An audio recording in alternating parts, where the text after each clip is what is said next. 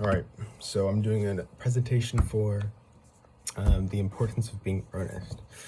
Um, I'll start with the author.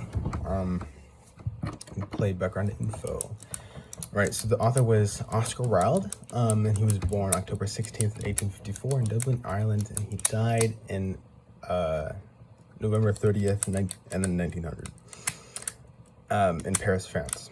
And this whole when he lived, it was like in the Victorian era.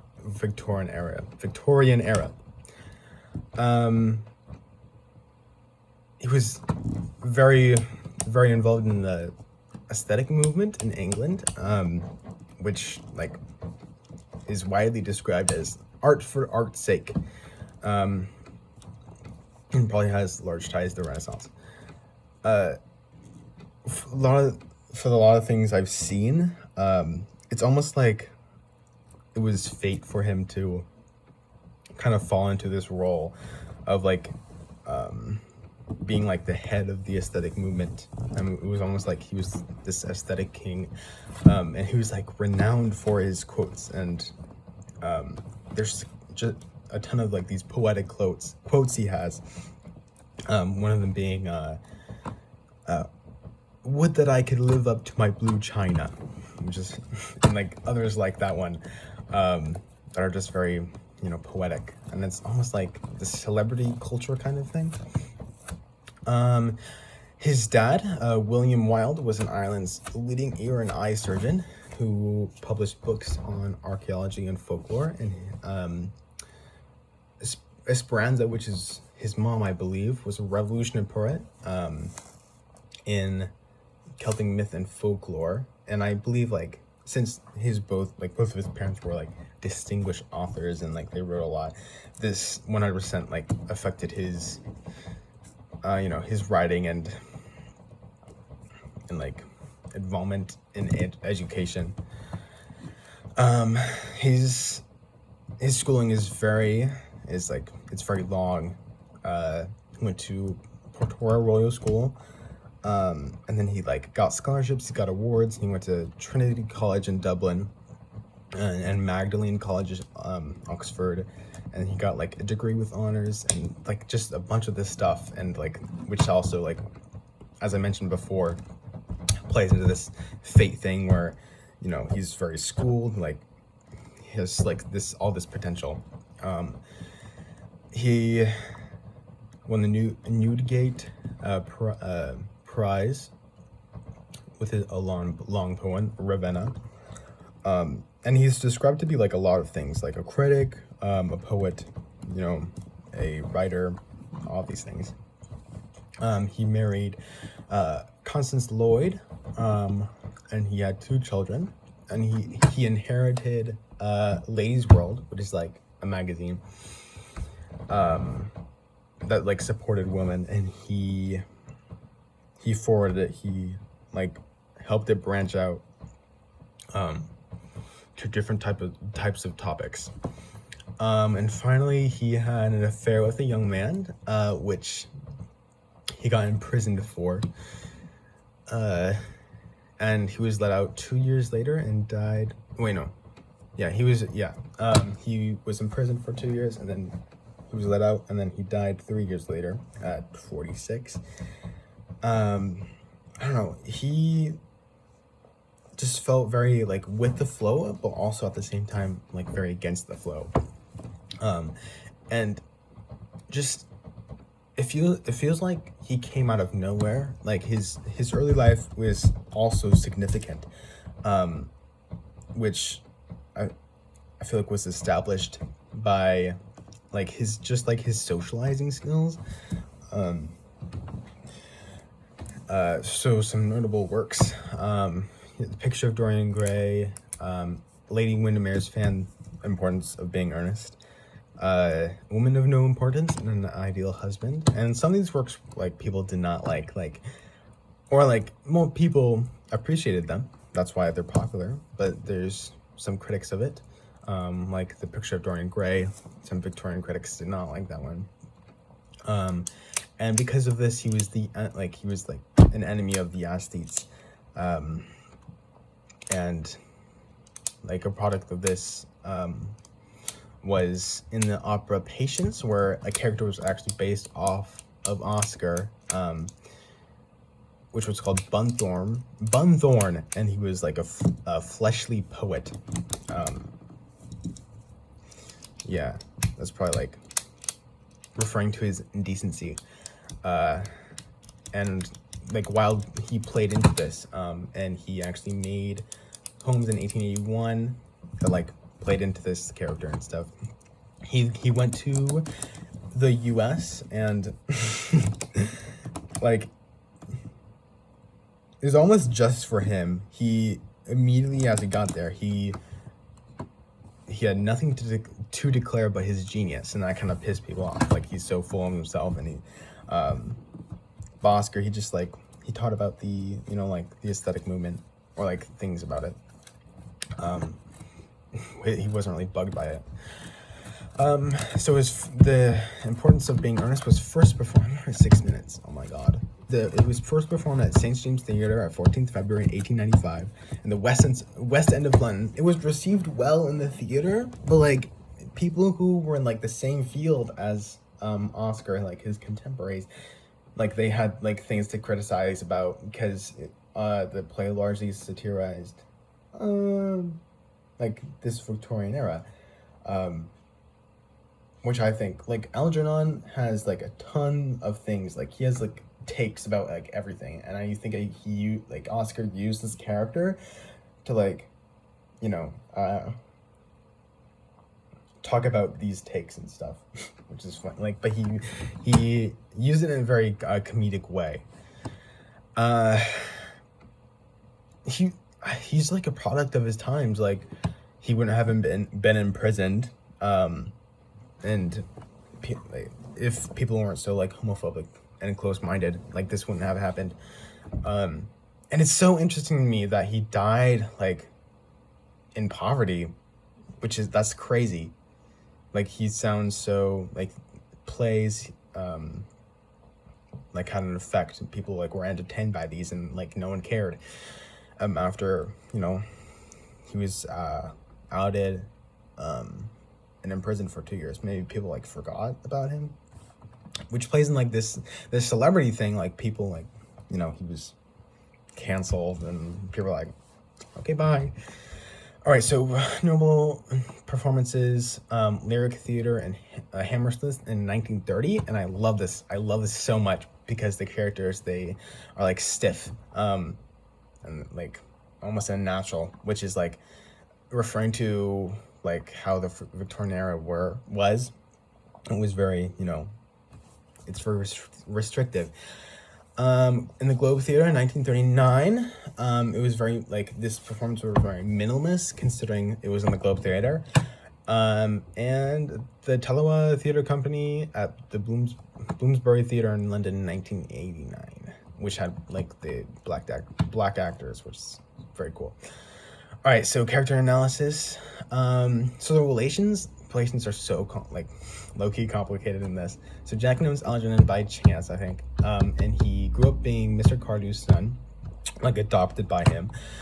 He is the ward to Cecily, and Miss Prism is Cecily's caretaker. Jack is a wannabe lover to Gwendolyn. Gwendolyn is Algy's cousin, and Lady Bracknell is Algy's aunt. But later it's revealed that Jack's name is Ernest, and oh my goodness, Jack's name is Ernest. Oh yeah, and he's Algy's brother. I can say for sure that these characters are upper middle class or like very rich. Lady Bracknell and Jack had a conversation, like she's interviewing him about just about him to see if he's eligible to like marry Gwendolyn. It seems like it's very expected. It's like in the norm to have multiple abodes, and the social standings that they had. Lady Bracknell literally carries around an umbrella. Like, that's so stuck up, honestly. All the families have like servants, There was the Merryman, and then there's Lane.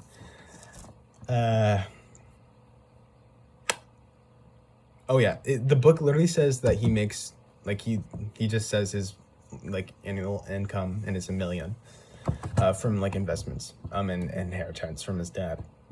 He's a liberal unionist, which Lady Bracknell seems satisfied with, so I can assume that most characters are along those lines as well. So character analysis, era, place, and time, like 1880s. I think this is just like, since this satirized the Victorian era, it's set in like the same time that Oscar was living.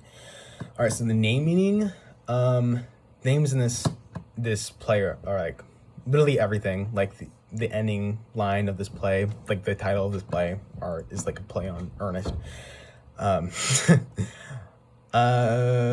So Jack. I'm gonna start with that because it's supposed to be a boring name. Like Gwendolyn is not supposed to like the name Jack because she likes the name Ernest so much.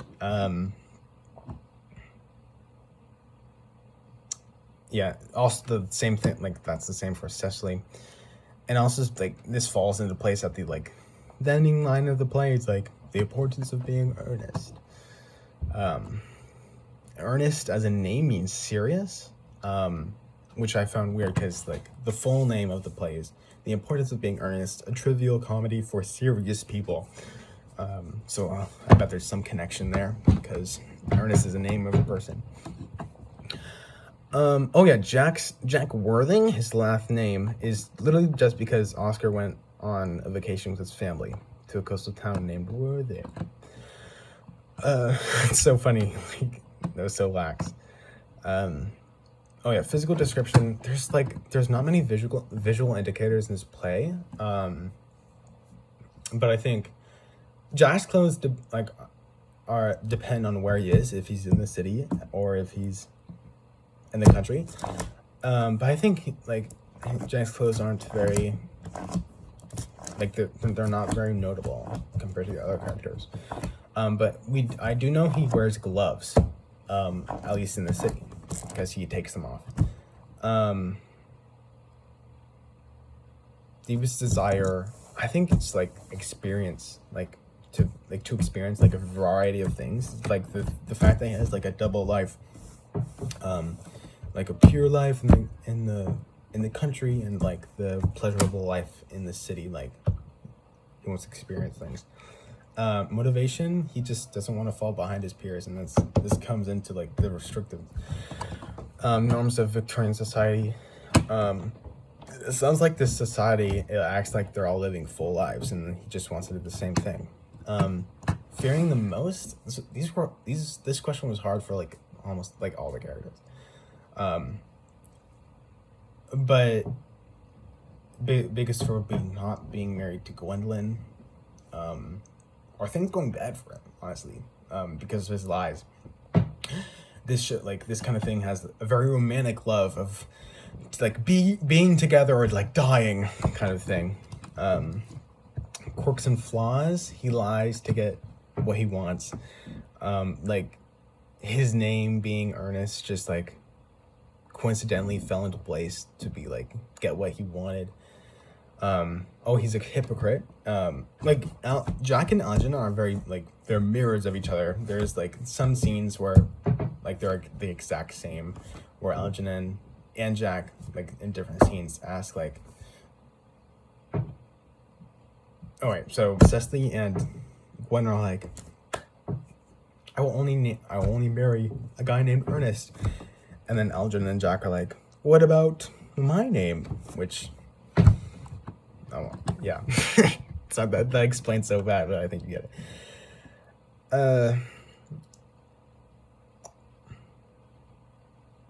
I think he takes what he has for granted. Because he gets picked up by this rich dude, he has inheritance. And now he's his lies somehow work out. And it seems like these characters are almost incapable of self-reflection. Major conflicts. Marrying Gwendolyn, that's what he really wants here. And keeping a secret about his double life. And he butts heads with Algernon a lot. And Lady Bracknell is like the biggest like wall for him to like get over.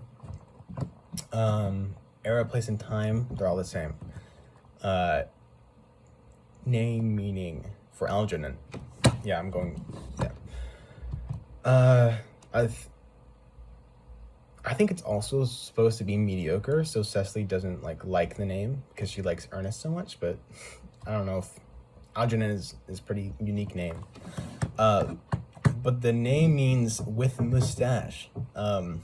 So that kind of leads into the physical description. I think Algernon dresses like a bit better than Jack, maybe more black clothes. Deepest desire, I think it's like this is more apparent than Jack, but he wants to like live a luxurious life. And like when something doesn't serve him, he like gets out of it, which that's the thing with Bunburying. Oh my god, 16 minutes. What motivates him? Fear. I think, which like plays in the next question. He fears like he doesn't want to. He wants to live like everyone else is living. Quirks and flaws. There is a part where, like, all right. So what does he fear most? Living like everyone else is living, and which is why like he tears up the bill in this one scene. Because he's probably behind on bills, and he wants to live like everyone else so bad that like he can't even think about like being in debt. And a lot. Algernon has a lot of takes, which I talked about before. A lot of takes, and like some of them are like from a very privileged perspective, I think.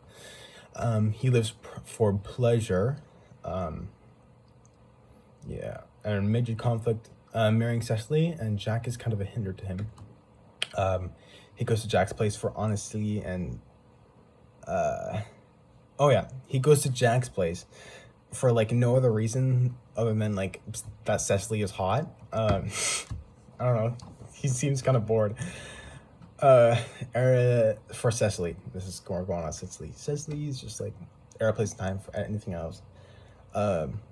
Name, meaning Cecily, it means blind of self beauty, which is like that's literally her character, like which is said by Jack and Gwendolyn. Physical description, I see her significantly shorter than Gwendolyn, and maybe like more natural tones in her clothing. Naturally beautiful. Deepest desire is to marry something with the name Ernest, maybe like to be loved or to be more social because her father died and she's kind of alone. What motivates her is like she wants to lead in an exciting life, like hearing about Ernest and about like his very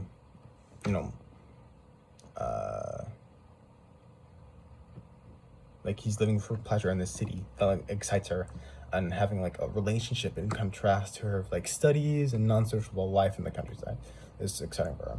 First or most, there's not much for this, like her diary being read before she can publish it. She like maybe being disrespected because she's very prideful. Quirks and flaws, she's almost a delusional. She created a fantasy about Ernest in her head. And she was like engaged to him 3 months prior, and she like quickly trusted Algernon too fast. Major conflicts, just being like Algernon not being who she thought she was, and with her caretaker who makes her do her schoolwork. All right, Gwendolyn. Name, meaning, it means blessed ring or fair bow. I don't know. This probably is just like a pretty name, and maybe like this character really serves only to be, Jack's wife. That sounds wrong, but I don't know. She will, yeah. Physical description, she's taller than Gwendolyn, and more finely dressed, like maybe like a big puffy one of those dresses. Deepest desire, to marry someone with the name Ernest and not to be under her mother's grasp. What motivates them? I think when like Jack flirts with her, it kind of like eggs her on. Uh, Fearing the most, like not being independent from her mother, some like flaws and quirks. Rich, like she has a very like rich city girl vibe. Like she bashes essentially for like talking with familiarity with the country. She says, Cecily says, if I see a spade, I say it's a spade, and then Gwendolyn is like, okay, freak. Major conflict. Conflict with Cecily and her mother. Like she comes back to Jack and he's to Jack and she's like, I don't think we'll ever be married because of my mother. Which is implied. All right. Oh yeah, plot. Oopsie. There's a lot of themes of greed and like getting what you want.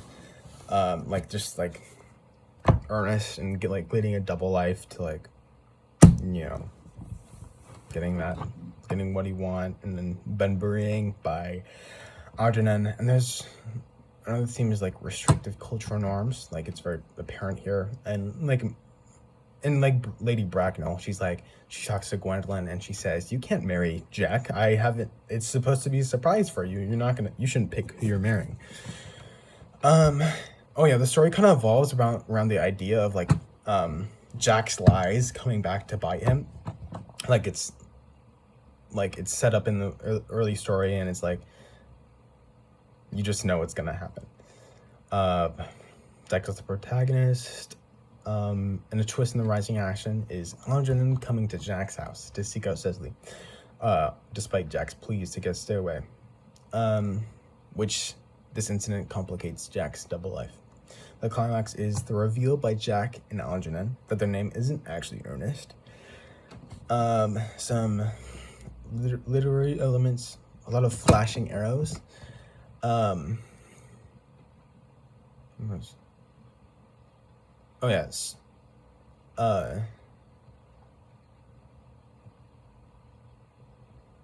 Yes. Nope. Scratch that. There's foreshadowing and Chekhov's gun, which is like it's talked about, and then it's later important, which is the origin of Jack's upbringing, because he just like says it to Lady Bracknell, and she's like, "You can't marry." And then it turns out to be very important, and is like his name is Ernest. I don't know if it's like if there even is a resolution. Denning is like, oh my gosh, we can get married now. But Algernon, like, he still needs to be christened for his name to be Jack. I meant Ernest. My favorite part is like when Gwendolyn and Cecily argue, and then they become like friends once they see that they've been deceived.